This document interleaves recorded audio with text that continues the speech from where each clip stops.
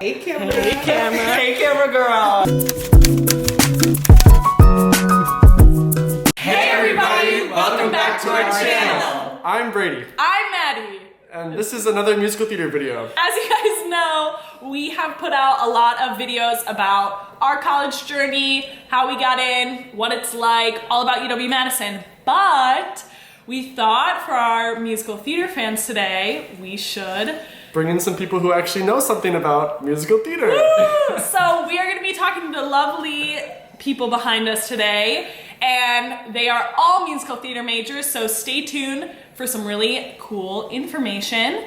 And we have timestamps in the description, as well as all of their social media handles, so stick around for all of that. Hi, my name is Easton Michaels. I'm going to be a junior musical theater major at Ball State University. Chirp chirp. I have two Instagrams. One of them is at Easton Michaels, and the other is at Cleo_Torres. It's my drag account. Hey, my name's Ciara. I go to University of Wisconsin-Stevens Point, and I am a musical theater major and a rising junior. And my Instagram is Ciara Renee Hart.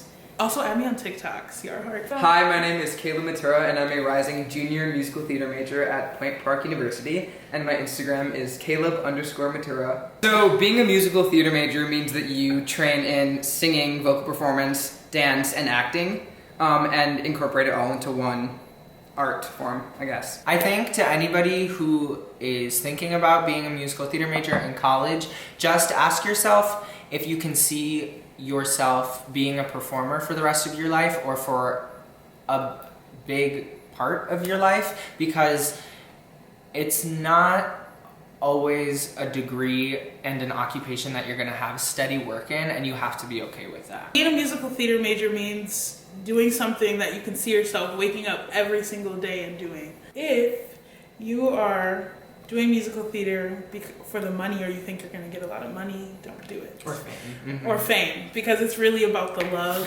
and the drive to want to wake up and do theater and perform every single day. And change people, because that's like truly what art is, and live theater is.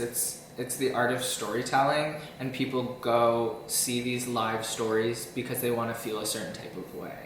And you can't picture yourself doing anything else. Like, you just have a feeling that that's what you have to do, and you're gonna kick yourself if you don't. When it comes to auditioning for musical theater schools, a lot of times your grades matter to get into the school, but there is a lot more wiggle room getting into the program based on your actual audition, your singing audition and your dance audition, and your monologue. You also need to understand that you might have to pay 2 fees. I remember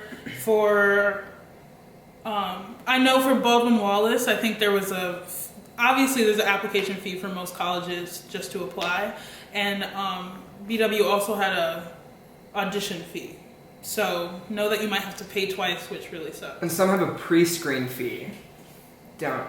Yeah. Money. Yeah. So essentially the main difference when you're auditioning for a theater school or just applying is that you're just going to have to do more things when you're auditioning for schools, because you have to audition.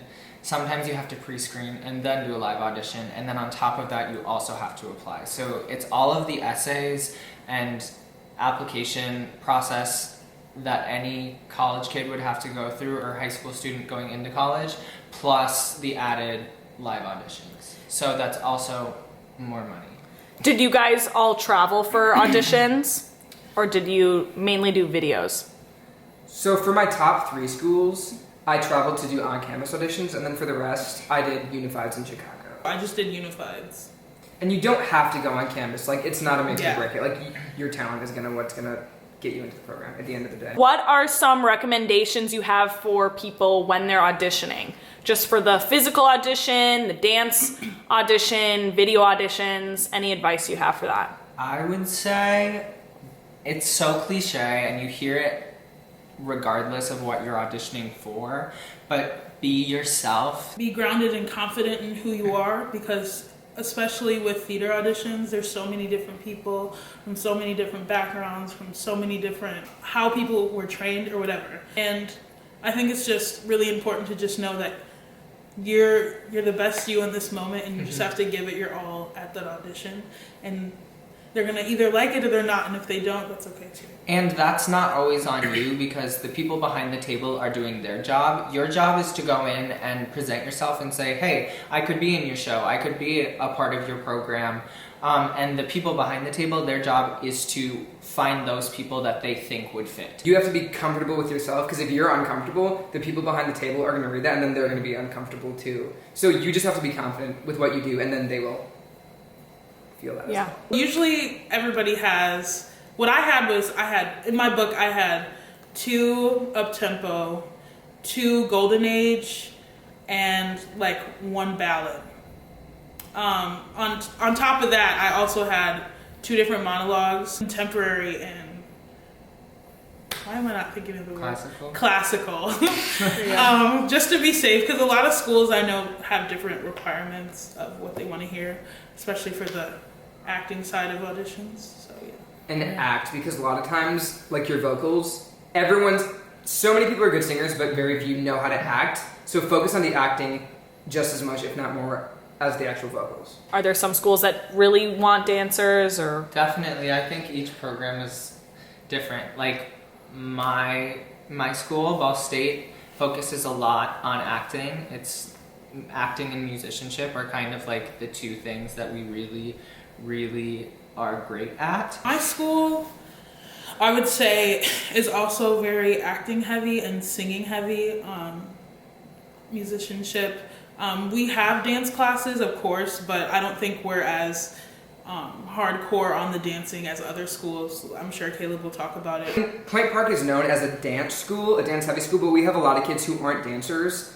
But freshman year, you have a lot of dance thrown at you, and then after that, you can kind of choose how much dance you want to do. So freshman year, everyone takes ballet 5 times a week, 8 a.m. to 9:30 a.m. every single day. School isn't very dance heavy, but you can dance. right. But you can dance, darling. You are a dancer and you're thinking about auditioning to a school that might not be as dance heavy, you still might be able to get that training if you ask for it. What other tips do you guys have for being in the audition room, whether it be for a school that you're auditioning for or a musical? What are just some good things to have ready? I would say just like positivity and like kindness, like walking in knowing that you're gonna show what you have to show and being nice about it, because at the end of the day, whether you're going in for a school or a job, it's like those kind of people that they remember. It's the people that they like because they not only like your talent, but they also like who you are as a human being.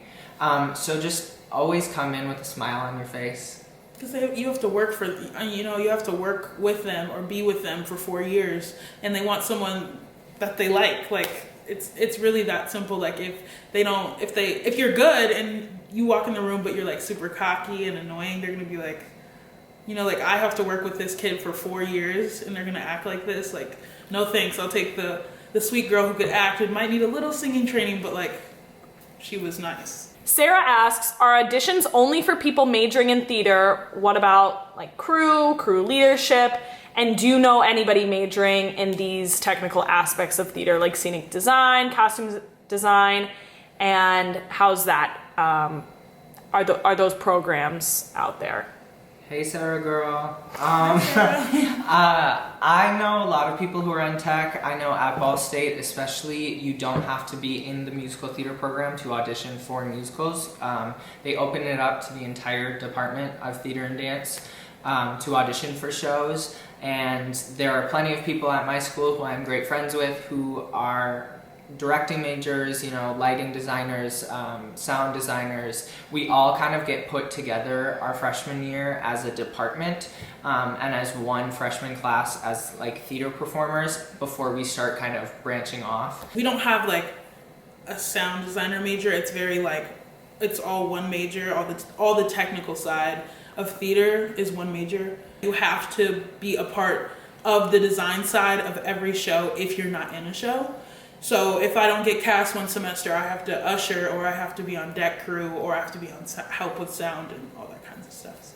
All of the acting majors, musical theater majors, practice and performance majors we all have to do crew. So we're assigned to costume, lighting, and that definitely builds an appreciation for what everyone else around you does, especially if you're going to be on stage like the next season or the next year. The people who I know who are stage managers and costume designers, usually they have like a portfolio that they'll show as like their audition, I guess. And then once they're in the school, I know usually if you can apply to be like the costume designer or scenic designer for one of the shows that season. And they kind of make sure to connect you into the theater program, I guess. Design and tech students have their own classes, but then the musical theater majors, the acting majors, we have to take like stagecraft, we have to take design awareness, so we have to take classes that are devoted to the technical side of theater because it is really important as a performer to just know what's going on around you. What is your day-to-day life like as a musical theater student on campus? Busy. A day in your life. Literally like 8 a.m. sometimes till 11:30 p.m.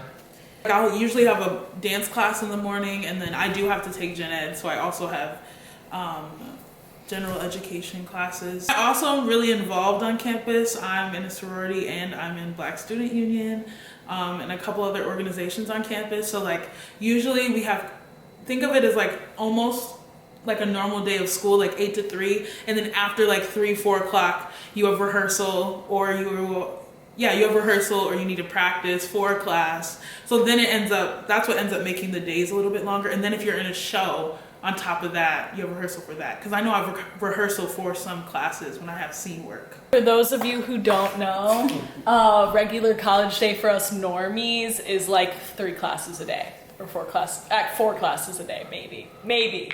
So take that into account. That's crazy. A lot of the work you do as a musical theater student is group work, because that's what the entire industry is group work, is working in teams. So it's just another thing to think about when you're thinking about auditioning for schools is,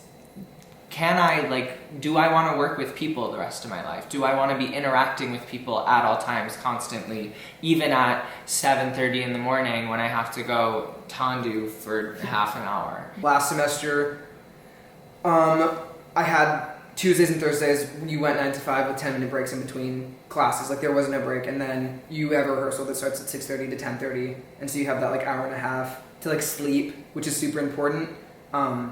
Rehearse, like a lot of your homework is not like writing things, it's like practicing your monologues, memorizing, like marking through your songs, stuff like that, to make sure you're prepared for the next day. And also if you're in a show, it's memorizing everything you have to do for that show, or if you have callbacks for something. It's a lot. And also the thing I learned was you have to sleep, because there was times where I was getting like 3 hours, 4 hours of sleep. I was getting all my work done, but the next day I was out of it, and I couldn't remember what I did the day before. So sleep, whether it's like a power nap, try to get at least like 6 hours of sleep every night if you can. So Casey asks, did your parents support you going to school for theater? Casey girl. Or boy? My dad's Casey.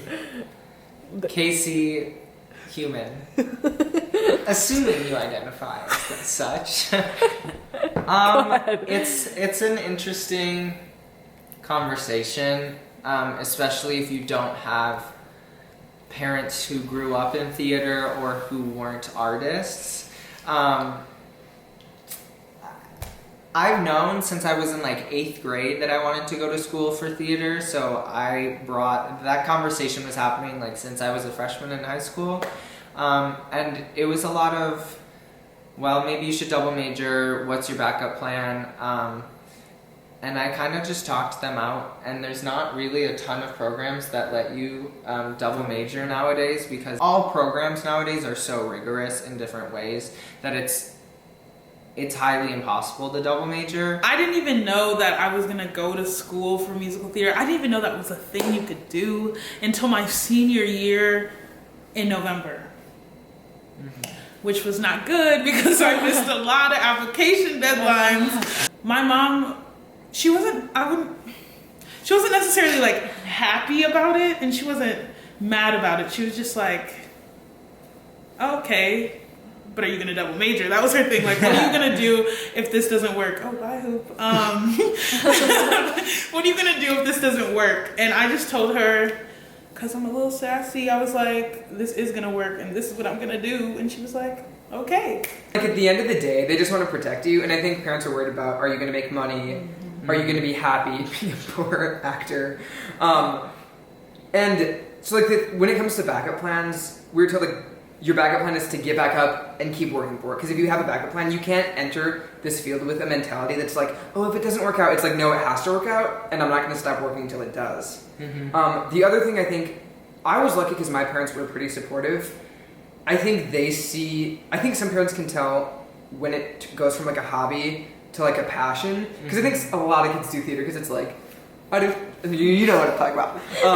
Theater. Yeah. And so I think that helps. And also, making sure that they know you can be a musical theater major. That also is like public speaking. Yes. That's also teaching. That's also like cruise lines, entertainment. Yeah, it's not Broadway or bust. Theaters also need an accountant, so if you like math and you like I theater. also know a lot of musical theater majors who they graduated with their MT degree and went into casting. Yeah. And are working for like big casting agencies because that's what they wanted to do. And because they have the degree in MT, they know how to cast a show. Zoe asks, what was the job search process like after receiving your degree? Was it during? Was it easier or harder than you expected? And how difficult is it to find gigs? When you graduate, or if you're like accessible to New York City, playbill.com call board, they'll list all the open calls happening. We're all non-equity. If you're not an actor, you can go to an equity call, but it's not a guarantee that you'd be seen.